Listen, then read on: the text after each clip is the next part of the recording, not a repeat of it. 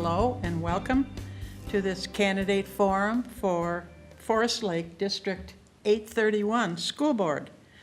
I'm Mary Santee, a member of League of Women Voters, and I do not live in Forest Lake.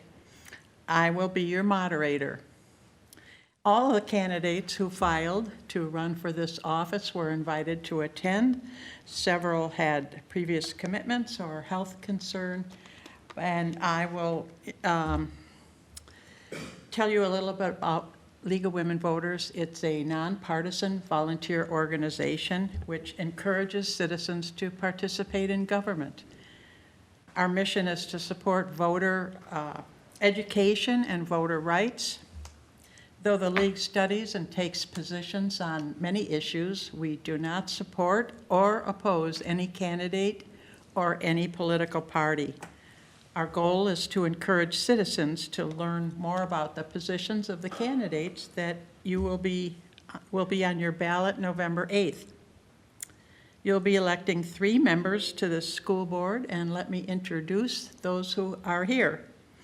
On my right, and it would be your left, Ashley Bulmer. Next to her, Jill Christensen. And on my left, your right, Laura DeRango and Kurt Rebeline. And so our format will start with questions, so there are no opening statements. And for the first question, the candidates will answer in alphabetical order, and after that, they will be rotated. And candidates will have 1 minute to answer. Candidates, you do not need to use your full time for the answers. You can just say what you have to say and be done, and then we'll have time for more questions. You have 1 minute for your answers. You have also a 1 minute allowed to follow up or rebut, and that's also 1 minute. So, and then following that is your closing statements, 1 minute in reverse alphabetical order. So our timekeeper up here is Liz, and she will show warning signs of 30 and 15 seconds, and then stop. And at that time, you can finish your sentence. You don't have to stop mid-word. We received many questions in advance on our website, and we did not use any that were unclear or hostile or of a personal nature or that did not relate to this office that you're running for. And we consolidated questions that fell in the same general topic area.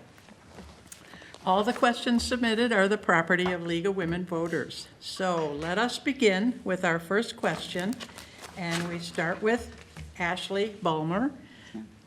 How would you describe the school board's role in determining curriculum for our students? That's a good question.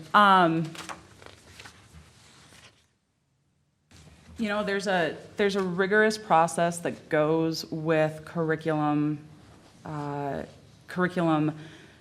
coordinating, curriculum development, curriculum implementation. It starts as big as the state, and then it gets, down further and further to go, to each of our individual communities. And as a school board, I believe we need to hold those standards in the highest regard, and focus on what the state requires, what is required of those standards. And after holding those to that, to that high regard, we focus on implementing them. We focus on teacher development days to create lesson plans to accommodate those standards, and to meet those standards, so that those students can be successful.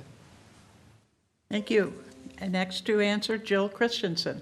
Thank you very much. Again, like Ashley said, that there are state standards from the Minnesota Department of Education that we must follow. The district has a curriculum committee, which is composed of staff, parents, teachers, that review things that the curriculum, things there, and we just purchased as a district a new curriculum benchmark for all, I believe it's K-6, if I'm correct.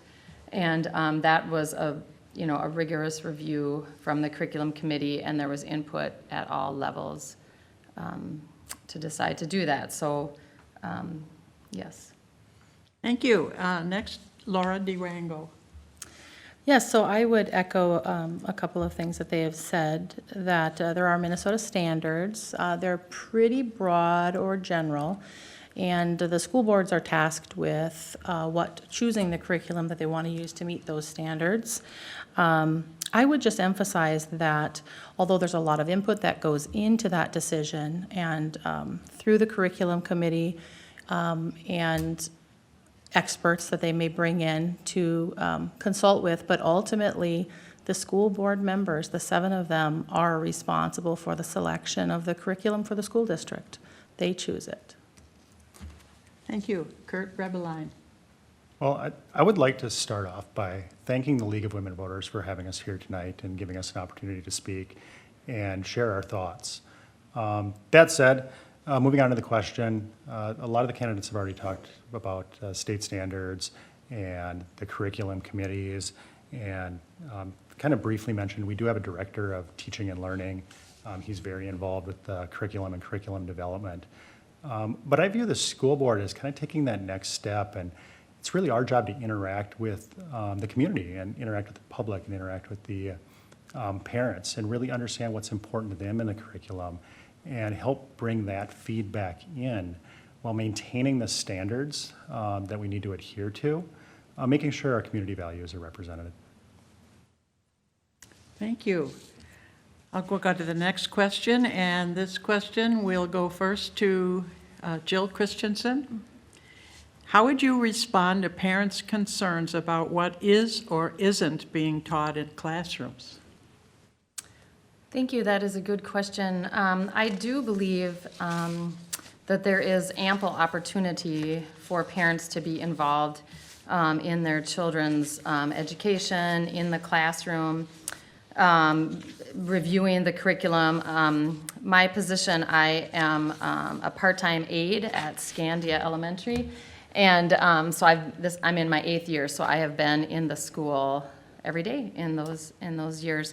And I know that parents, if there is something that they do not wish their child to learn or to be a part of, they can ask to be excused from that, and a teacher can assign either a different assignment, or if it was something that they could just sit out or read a book or do something different. I know, for example, I think it's the health in 4th or 5th grade, I think. There is a brochure or a book that parents can come into the school and review the book and see what is going to be taught to the children. And if they don't agree with that or don't want them to do that, they can be excused from that. I also think, parents should, thank you. Sorry. Thank you. The next to answer, Kurt Rebeline. Would you please repeat the question? How would you respond to parents' concerns about what is or isn't being taught in classrooms? This really goes back to kind of what I reflected on in the last question about building those relationships and having those conversations with the community and involving the parents and the public and really understanding their viewpoints. So there are policies and procedures in place already that allow for direct feedback. And those policies right now encourage the parents to work with the direct staff, be it the teachers or the principals or the director of teaching and learning. Ultimately, that does go up to the superintendent. But I think outreach is really important in this area. The more we speak with and interact with the public, the board gets a pretty good idea of what is considered controversial, what is not, what parents may have some objection to. And if we can get out in front of the issue, I think that could be very beneficial. Thank you. And the question goes next to Laura, Ashley Balmer. Oh, okay.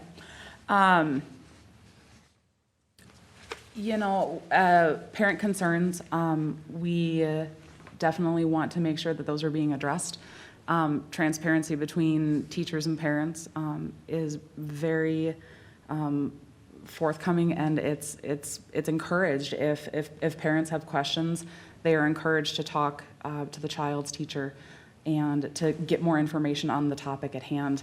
And I believe that partnership that is created between teachers and parents, when it comes to knowing what is being taught in the classroom, a teacher is going to be transparent as well and explain what a particular lesson or what a particular topic is covering.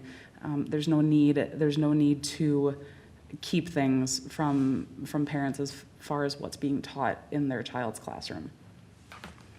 Thank you. And finally, Laura Durango. Yeah, so I would say that how I would respond to parents if I was the school board member is I would actively, I would encourage feedback anyhow. I think that school board members should be open. I think they should be interested in what parents are experiencing. I know that the school board is aware, and they have begun some initiatives for curriculum transparency, at least with the high school. I think that we need to look a lot better at what the parents' experiences are and perhaps how we could improve partnering with them, sharing information with them, and encouraging their input. So that's how I would respond. And you're allowed to follow up or rebuttal if you choose. Just let me know and I will call on you. So, Yeah, Kurt? I would like to expand on the point that Laura just made. It's an excellent point, and I kind of touched on this a little bit as well as involving the community. But I think we need to look at some of our neighboring districts as well.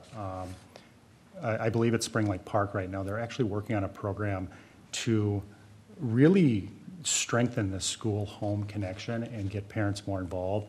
And a lot of that has to do with building up dedicated committees to review curriculum and help parents understand what is being covered, and a transparency in the types of things that are going on in the schools and the different materials that are being presented to parents. And going back to my original answer, I really think that being proactive as a board is the right approach here.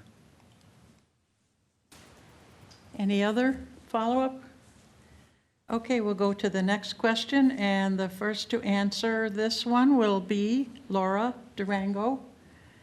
And the question is, what are your thoughts on the recently released MCA test scores and the trends over the past few years?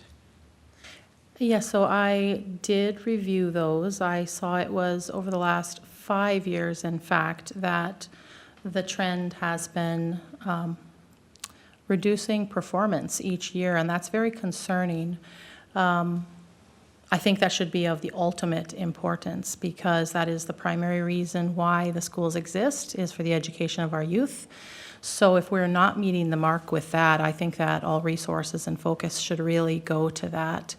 I think, I personally would love to see kind of a process improvement focus, to really get a broad picture of what we're doing, and to create one or more things we could do to try to improve it, and measurable actions, and see, because it's just not acceptable for it to continue to go down. We need to improve, we need to change. Thank you. Question goes next to Jill Christensen. Thank you very much. I actually was able to review the MCA scores too, and I looked at the elementary school, and Scandia Elementary and Columbus Elementary looked really good. The trend line was up for Scandia and Columbus. And I think another thing that we have to look at when we're looking at these MCA scores is we have to be aware of the pandemic era learning loss, which has affected all the schools. I mean, I think if you look at trend lines for a lot of schools, Forest Lake, especially in the elementary, I did not look at the middle school and high school, so I cannot speak to those, but the trend lines looked good in Forest Lake District as far as other districts. And of course, we're always going to be looking at that. There's a lot of other factors that can go into that too. The Columbus principal was or excuse me, not Columbus, the Forest Lake or Forest View principal was talking about how transient their population is, and 40% of the kids that start school in Columbus are not there at the end of the year. They come and go, and it's very difficult for learning in that school. But yes, those are all things to be aware of. Thank you. Thank you. Next, Kurt Ribeline.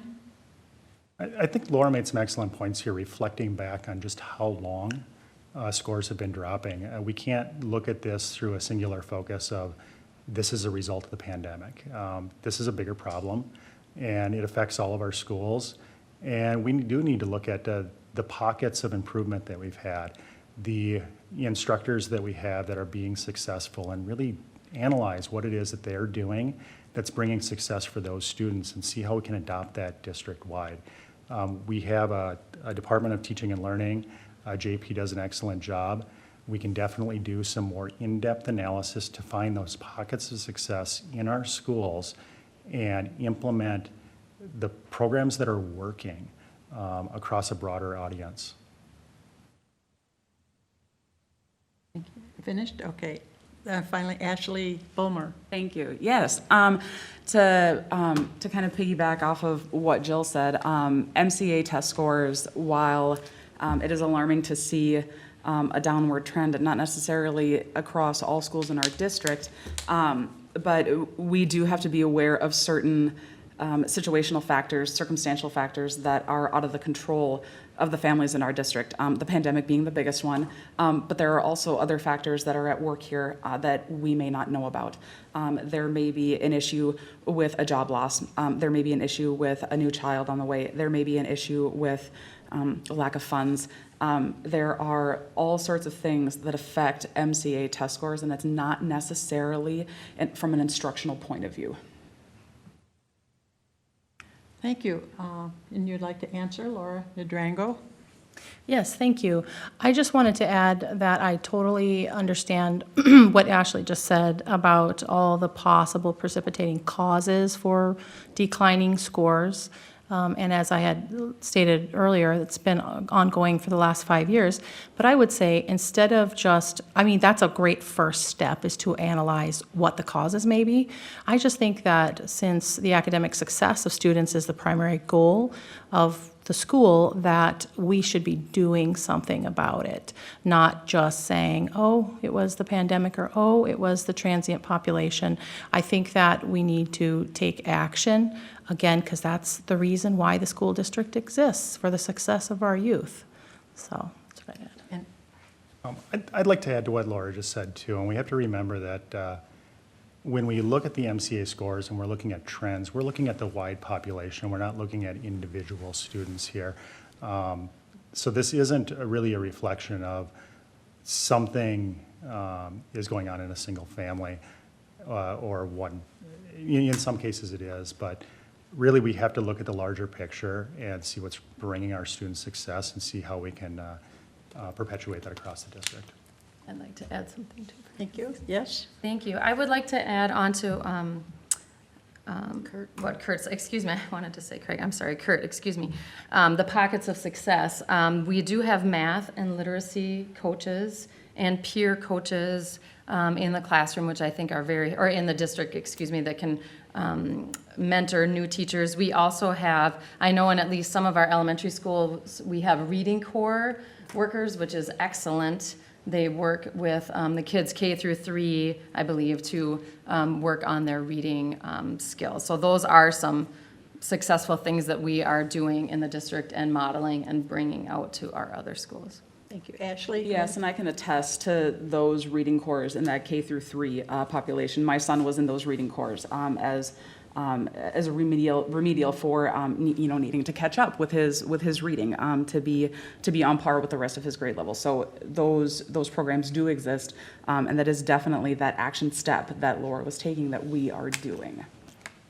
Thank you. We'll go to the next question, and we'll go first to Ashley Bulmer. Regarding school COVID policies, do you think the board has done a job well, or would you have selected differently, and how?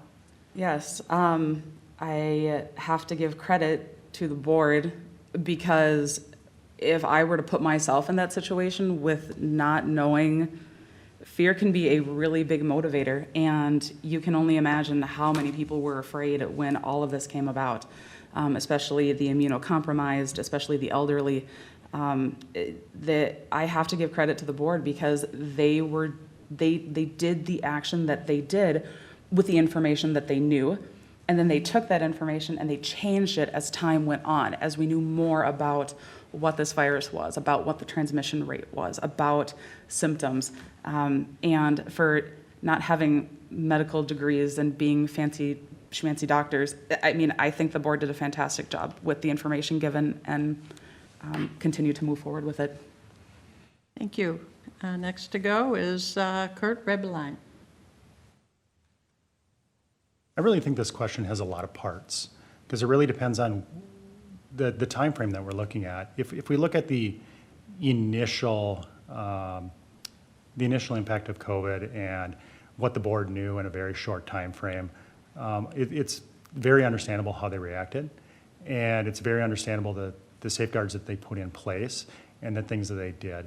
But as we learned more and we understood more about the virus and the treatment of it, I think that's where we get to the point where we have a right to be critical of the board's actions, and they really went too far. I have an immunocompromised child in my house. He had a kidney transplant. He went into kidney failure during COVID. He was on dialysis. He was definitely in that population that was at risk. And I still felt that the board went too far.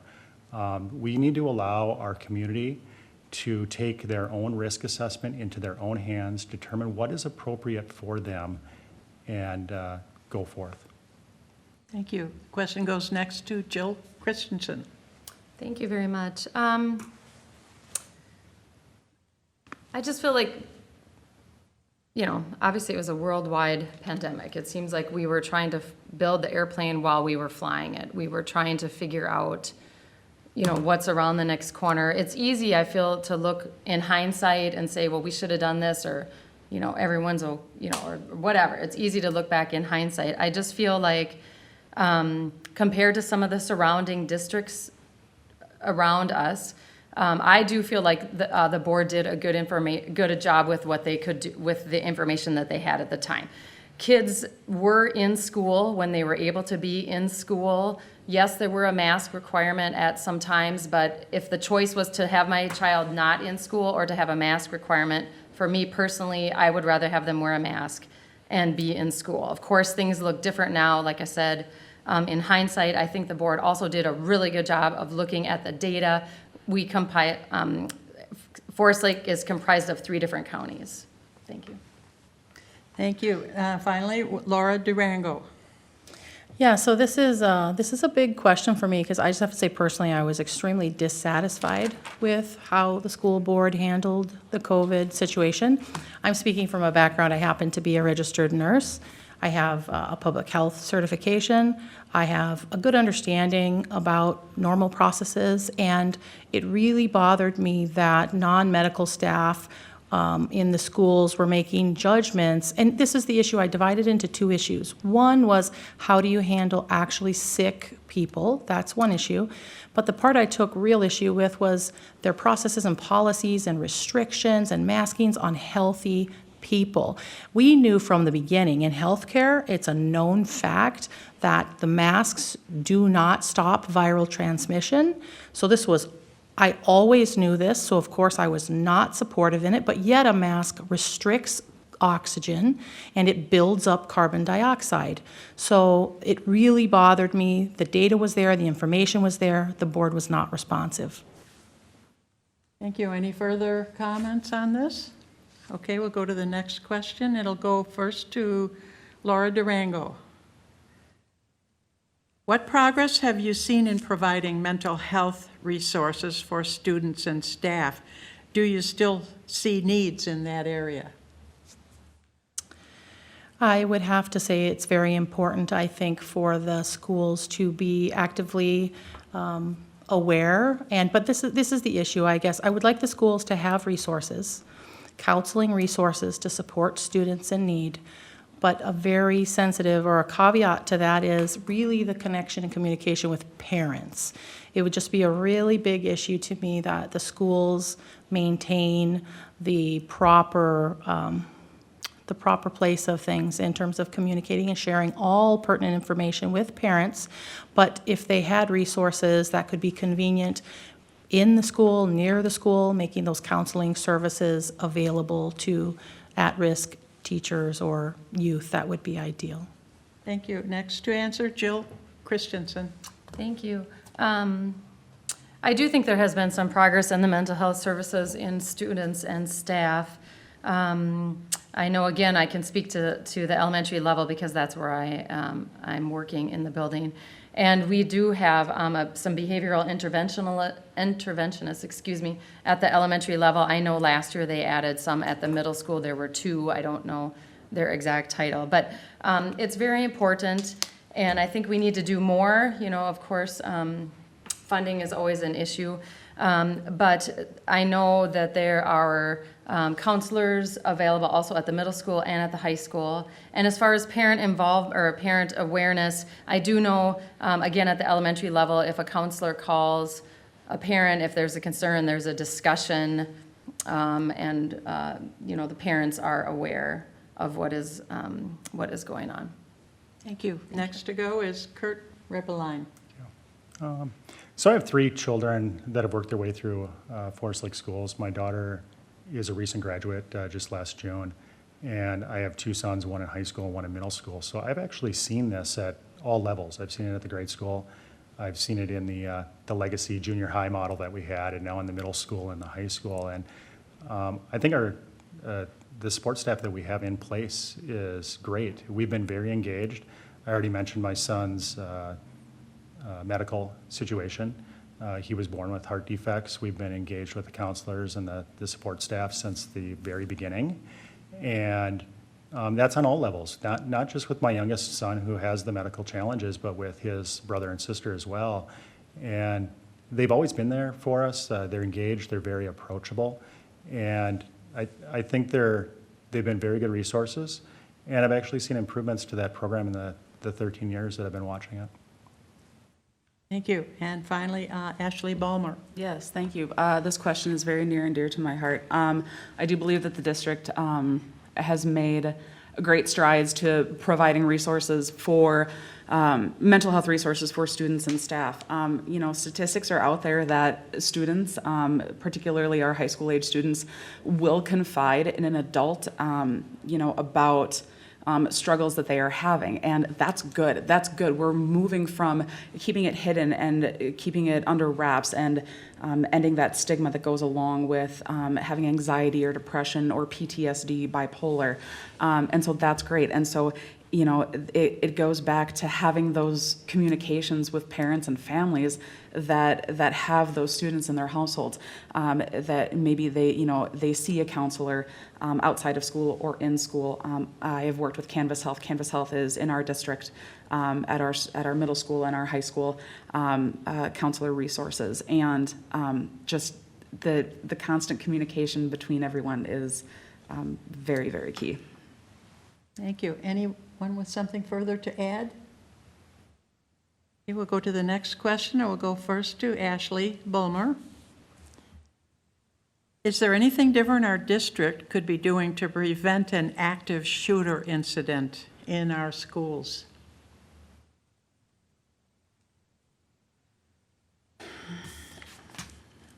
As a parent of 2 young kids in the district, this question makes my heart stop, as I'm sure it makes a lot of people's hearts stop, because no one wants to have this type of discussion. I can guarantee no one at this table wants to have this discussion. But it's important that we have them because this is where we're at. And I think that the steps that we are taking are slowly getting us to where we feel that our schools are safe in the event that something this catastrophic were to happen. Is it pretty? No. Is it scary? Yes. Again, fear is a huge motivator for a lot of these things. And for the unknown is also a great motivator for wanting to do something and to take action. And I think we as a small community have a great opportunity to collaborate with each other to keep our students safe in our schools, and we need to do that. Thank you. Next goes to Kurt Rebeline. This is a great question, and I think it can be answered very simply. We can do a lot more. We can absolutely do a lot more. So my day job is I'm a security executive, so security is near and dear to my heart. I also own a business that specializes in security and defense, and I've been looking at the security controls that we have in the buildings for years, well over a decade, and I've been making suggestions for improvement. And literally just the other day, a student was seen walking through the parking lot at the high school with firearm case, and there was very little intervention or involvement at all. And that's concerning as a parent to have these things going on, and there's absolutely more that we can do. The way that we have our officers staffed in our school, it's not as productive as it could be. It doesn't build that trust. It doesn't build that bond between the students and the law enforcement officials that is so critically important to helping with this issue.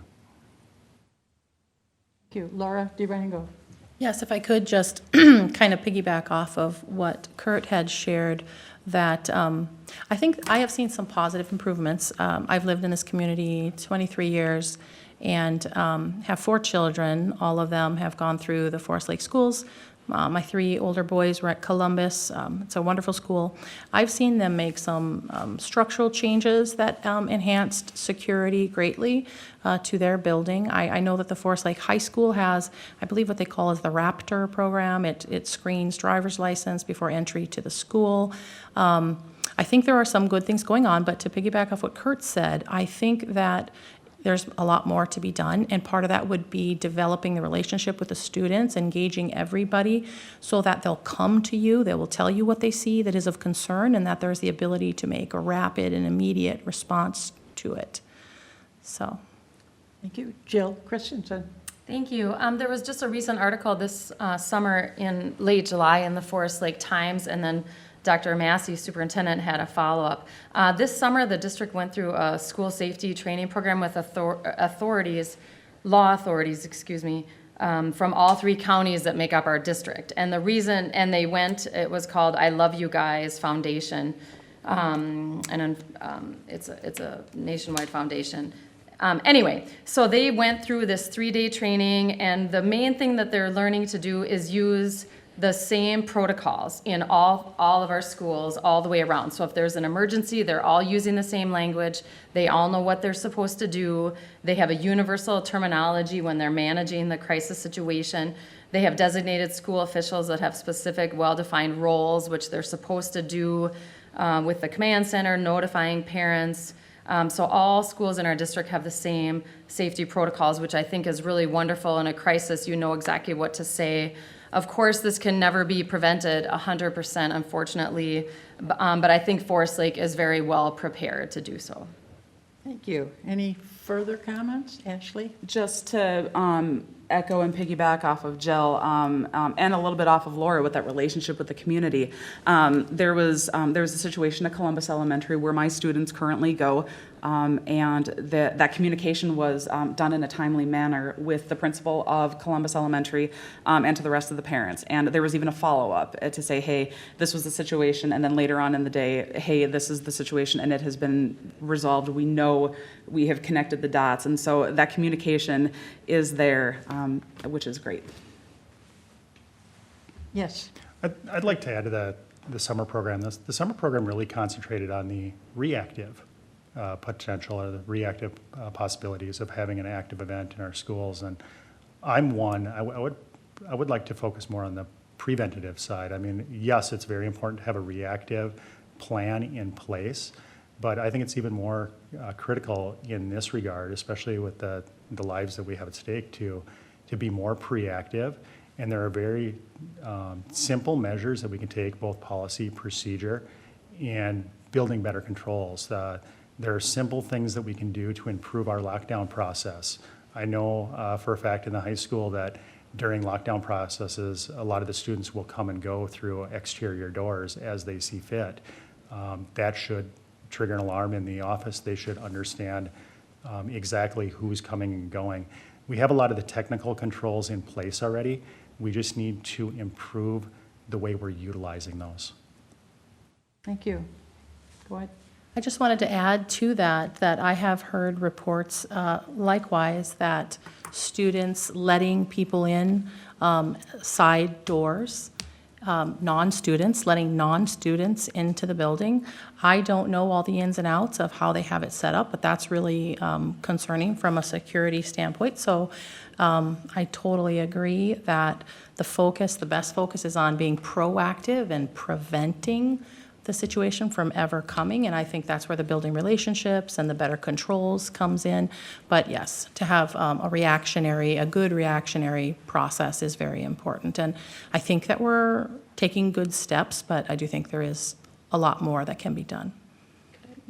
Jill Christensen, yes? Hi, thank you. I just wanted to also mention that I also sub at the middle school and at the high school, and I happened to be at the middle school last week when they had a lockdown drill, and everyone was where they were supposed to be. They took it very seriously, and everyone was in their rooms that they needed to be. I have also subbed at the high school, and when I've done that, the person who I'm subbing for, they're the person that lets people into the high school. There is a single point of entry once school starts and the doors are all locked. There's a single point of entry.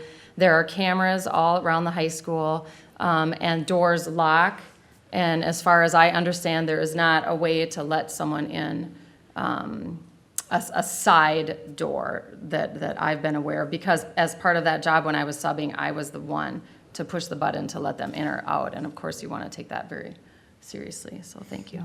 Thank you. We'll go to the next question. It's another topic, and the first to answer will be Kurt Rebeline.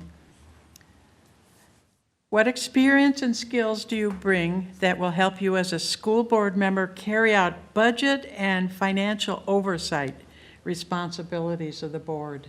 Oh, this is a great question, and this is of utmost importance for a school board.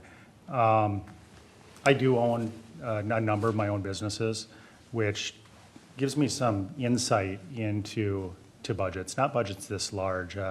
Anybody who works with a small business, we're working with thousands of dollars, not hundreds of millions of dollars.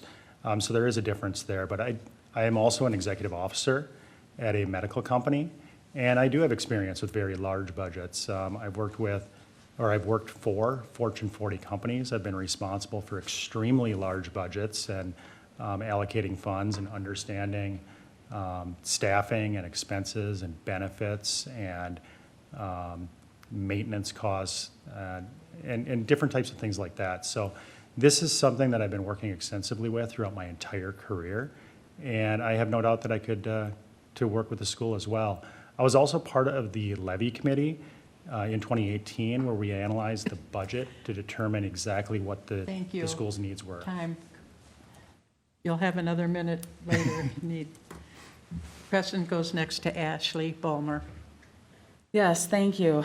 To be perfectly honest, I don't have a whole lot of experience with budgeting. I may own a small business in the community, but I have a bookkeeper who is my husband who does all the numbers for me. I focus on people relationships. That doesn't mean that I am not ready to learn about what it means to allocate funds to our district, and that doesn't mean that I want those allocated funds to best benefit the students in our district. So, Thank you. Laura Durango. Yeah, so I would say my experience as it pertains to budgeting, I'm a registered nurse, as I'd mentioned before. I don't work in financing, but I have taken a course at Financial Peace University. Maybe some of you have are aware of that or have attended that. So that's been really useful to me personally. But as it pertains to a budget this large, what I would do, and I think it's what I do in a lot of different areas where I don't have the specific experience, is I'm really good at asking questions, really good at seeking broad opinions, and then arriving at well, I was going to say, because you can have contradictory opinions. So I just say ask questions, involve more than one person, and then rely on someone like Kurt that has just awesome, great insight and experience financially, so. Thank you. Jill Christensen. Thank you very much. It is obviously a very large budget, the school district. I am working to understand how it all works, and I do know that the budget director, I'm not sure her exact title, but Chrissy is fairly new, or I mean, new in the position, but she has worked under the previous director for a long time. She is very good at her job and very good at explaining things. There's a school board budget committee, which I sat in last week, which is open to the public. But I will say, just as far as a budget, what I think about budgeting, a budget is really a reflection of your values, I feel like. And so as a school district, we need to decide what are our values, what is important to us, and then put the dollars behind that. Thank you. Any further comments? Okay, we'll go to the next question. It will start with Jill Christensen.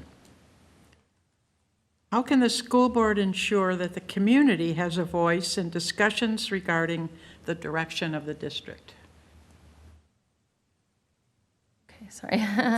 Okay, how does the school board ensure the community has a voice in directions of, I'm sorry, repeat that to me one more time. How can the school board ensure the community has a voice in discussions regarding the direction of the district? Okay. Great, thank you very much. That is a good question and a very important question. The school board meetings are open to the public, and people could come to those. There's also, which I think is really helpful, once a month there is a listening session.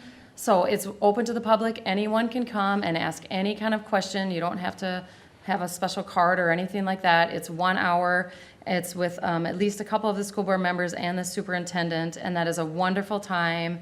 I was just there a couple months ago, and 3 different people came in and asked all kinds of wide-ranging questions, and were able to get their answers right there. So, of course, the community has a voice. I mean, the school board works for the community. It works on behalf of, the community. I mean, that's who elects us. So, I mean, to me, that's an obvious thing that the community would have a voice. Thank you. Laura Durango. I would have to say that there's a lot of improvement, I think, that can be done in this area. I've also attended a number of school board meetings. I've attended the listening sessions. But I think, like the name implies, listening, they were there and they didn't answer questions. It was just an opportunity as a community member to share your concerns with them. In addition, I took the steps to email all the school board members. I did it quite a handful of times, and I have to say it was very disappointing. And I got similar feedback from a wide variety of parents that, to be honest, of the times I emailed every single one of them 7 times, one person one time responded to me. So I would say they have all the contact information. They send out surveys to ask about things at the end of the year, at least to the parents. I think that there could be a greater growth in using the technology to survey parents at least, and hopefully try to develop a way to get a broader range community input on a lot of these decisions. I think it's absolutely high priority to do that. Thank you. Ashley Bulmer. Thank you. I have also attended board meetings, that's listening sessions. I've sat in on committee meetings. There's nothing wrong with opportunities for more communication. They exist in varying degrees, whether it's emailing, whether it's a phone call, whether it's scheduling a meeting. There are so many avenues of communication that everybody can do for everyone, whether it's parents supporting teachers to support a student, school board supporting parents to support the community. There are so many avenues, so many facets that go with ensuring the community has a voice. It's not just one avenue. And the more open-minded we as a community are of receiving those communications, the better off the community will be. The more people's voice will be heard, the more an individual will feel like their voice is heard, a parent, a family, a community. Thank you. Kurt Rebelein. So this actually goes back to something I alluded to earlier. I flat out had mentioned that one of our neighboring districts is actually working on this, and it's an effort that they've put together. And their goal with this program is to strengthen the school-home connection to support learning and engagement. And they're really interested in partnering with families, partnering with parents, partnering with their community representatives to really bring through more transparency and engagement. And going back to what I said earlier, I think that's really the key here is we need to be proactive about engaging the community. It's not working right now to ask the community come to us as a board and to say, this is, we make ourselves available to you. We need to do more. We need to actually perform that outreach.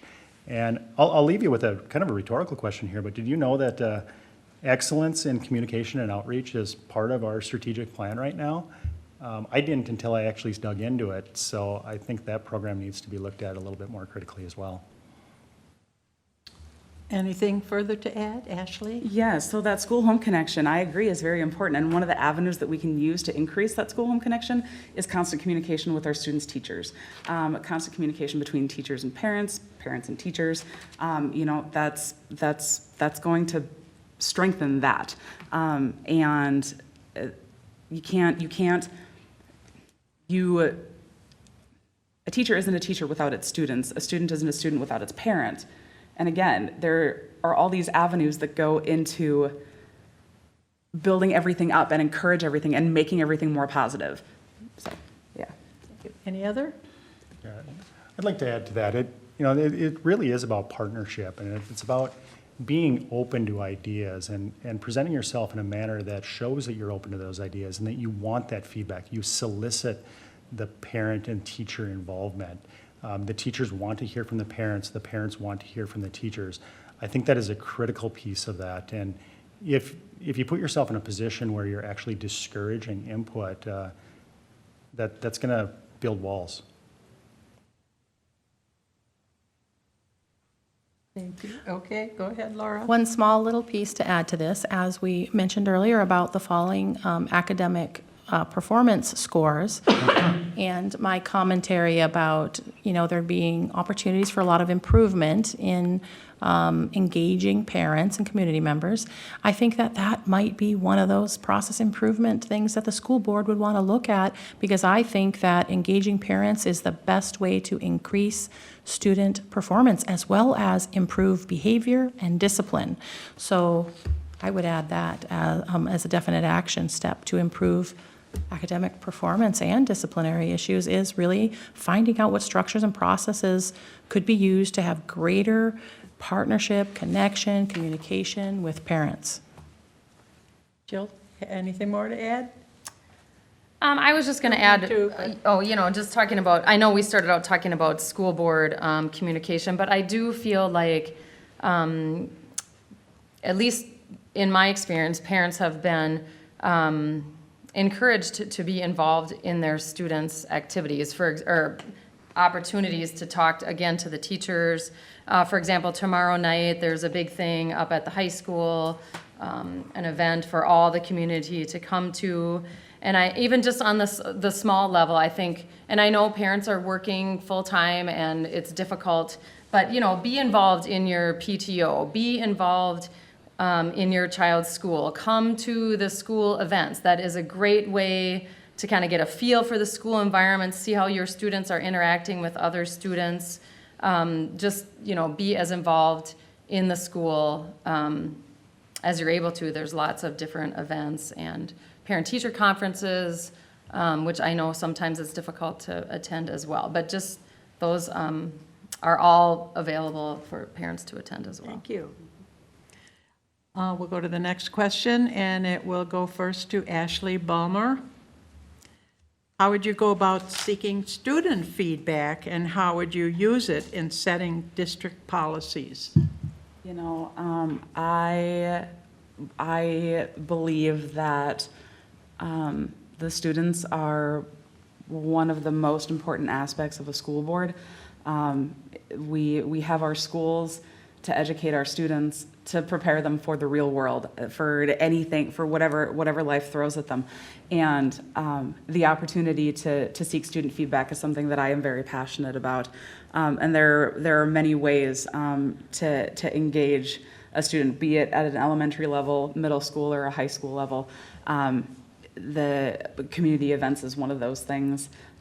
Being involved in volunteering in schools in the community, getting to know staff, getting to know teachers, and then getting to know the students as a result of that.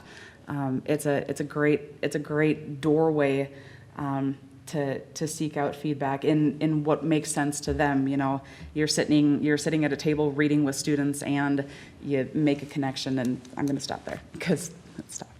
Thank you. Jill Christensen. Thank you very much. I think that is very important. Student feedback and interaction, obviously, is very important. There's different committees that the students are on, student council, of course, various student committees at the high school and middle school levels. And in the student coursework, there could be some things that also that they come up with, different ideas that can be shared. So I think there's a lot of opportunity here. I know there was a discussion amongst the school board, I believe in the last year or so, to add a student representative to the board. And maybe that discussion needs to continue, but I think that is a very important aspect. Thank you. Kurt Rebelein. Students really make this easy for us because really the best way to solicit student feedback is to give them the opportunity to share their thoughts. Students have a singular agenda. They want to make the schools better, not only for themselves, but for their peers. And sometimes all it really takes is to sit down with them and make yourself available to them. And they will tell you exactly what they're thinking. They'll tell you exactly what they're observing. And that feedback is probably some of the most valuable that I've had since entering this race. I've been sitting down and engaging with students almost more than other community members because I want to get their perspective. I want to understand what it's like for them. What do they see that's missing? How can the board help them succeed? And where are those big gaps that, you know, those of us in, you know, the adult world, when we look at, what are we missing? The students are very open to sharing this with you, and really all you have to do is lend them your ear.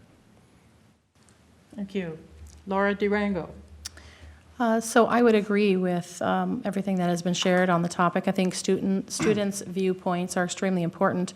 Over the, I don't know if it's been 12 or 15 years that my students have attended the Forest Lake schools, I don't know of any structured process in place that has sought student input, but I could think of something, at least as an adult, when I would take classes, they would give you an evaluation that you could fill out on the teacher. You could seek input that way. They have it now, it's digital. They do surveys for other things. Why not do a survey at the end of classes and let students give their input, like actively seek out student input? I think that's just an idea.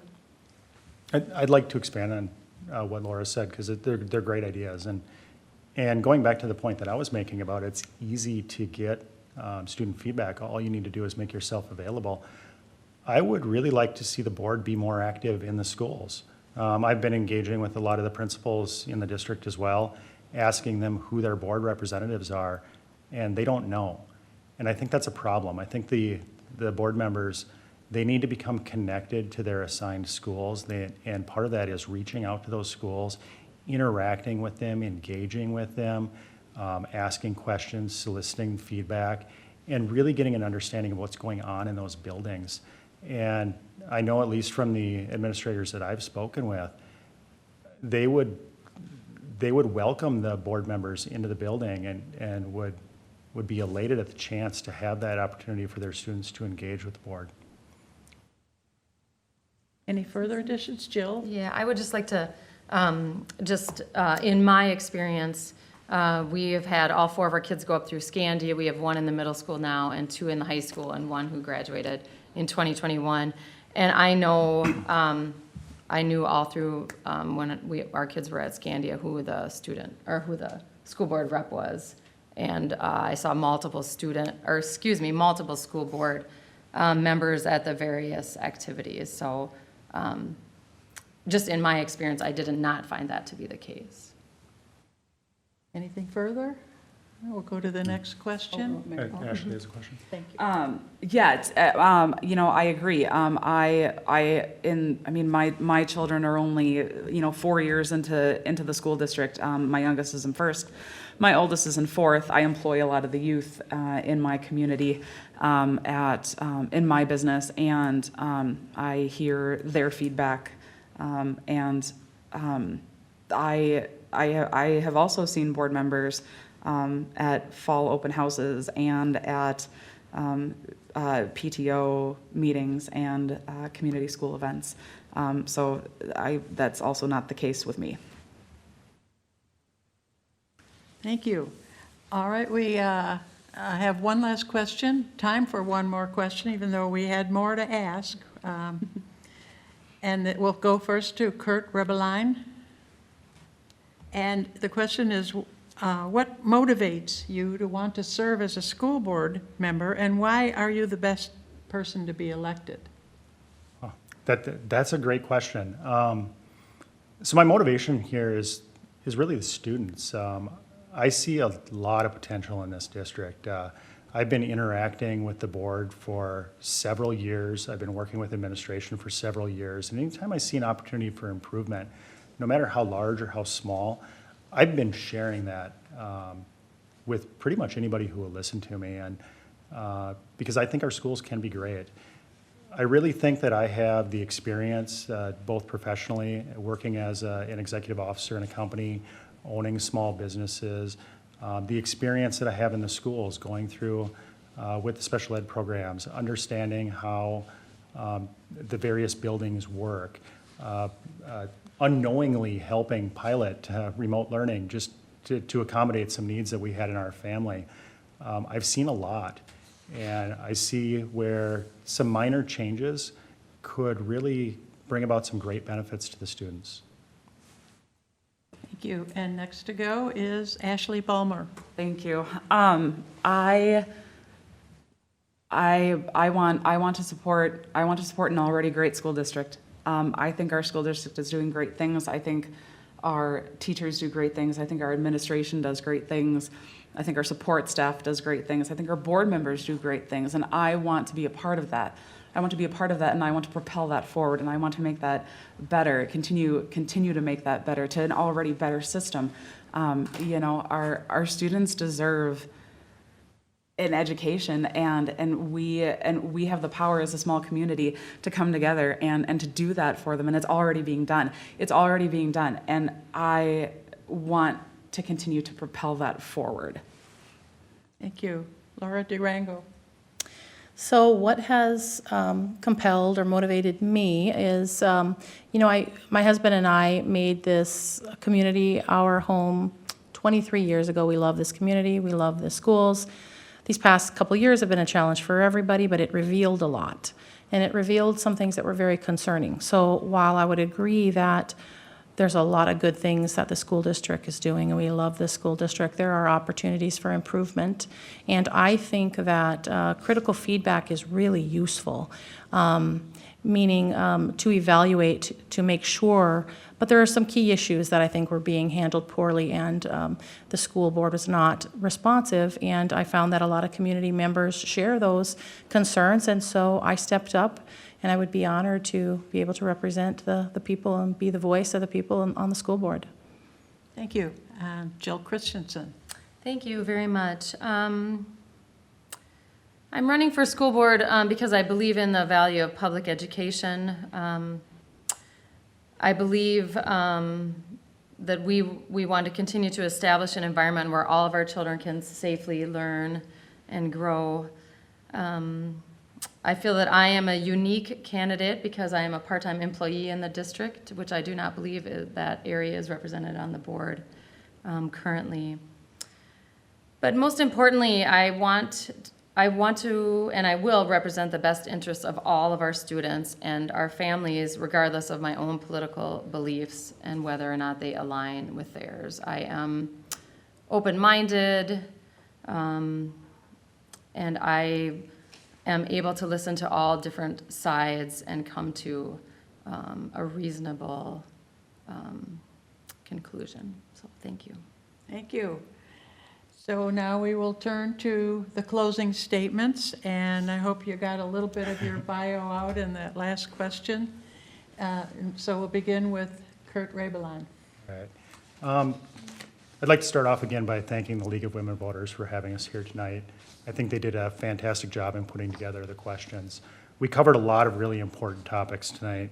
We looked at curriculum, we looked at parent involvement, we looked at test scores, and we looked at safety and security. And really, I think when we look at a lot of these topics, it really ties together kind of a breadth of my experience, things that I've worked with in my career, and places where I really think I can bring value to the school board and really do a good job of representing the community and the community values and bring about improvements for our students across the board. I'm definitely passionate about the education of our students, and I think that's important as well. And I'm passionate about involving the community. So please, I would be honored to represent you on the board. So please vote Kurt Rebeline Jr. on November 8th. Thank you. Laura Durango.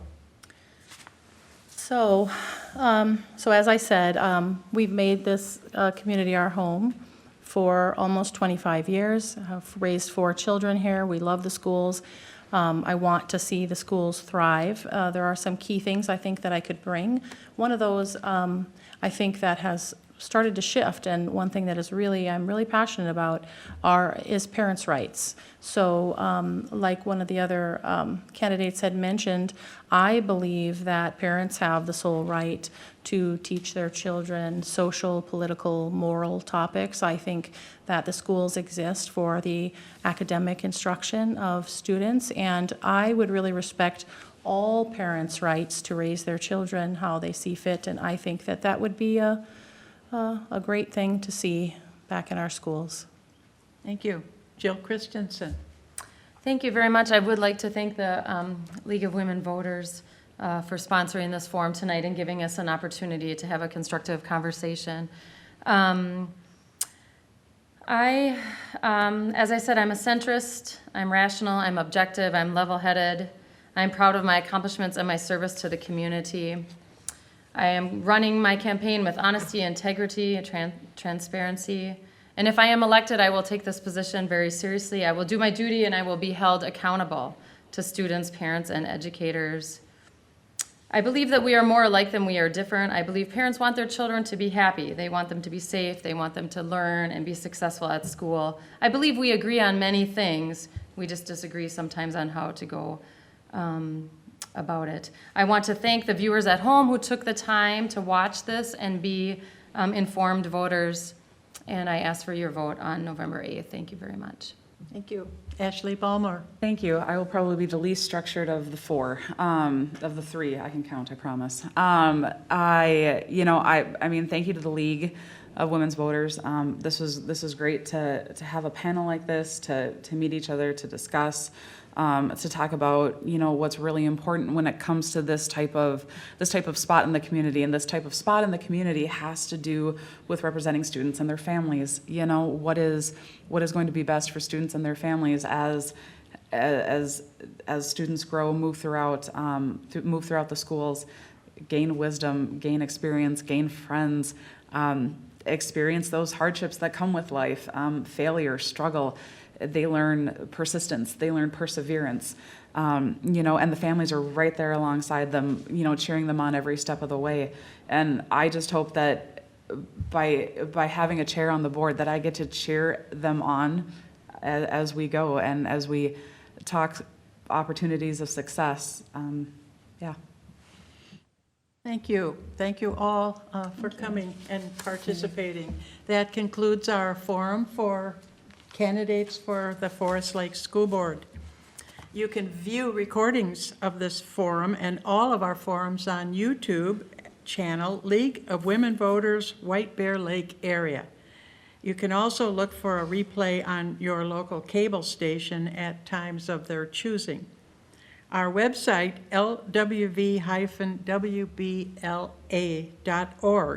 has listings for all of our candidate forums and links where you can submit questions to these forums.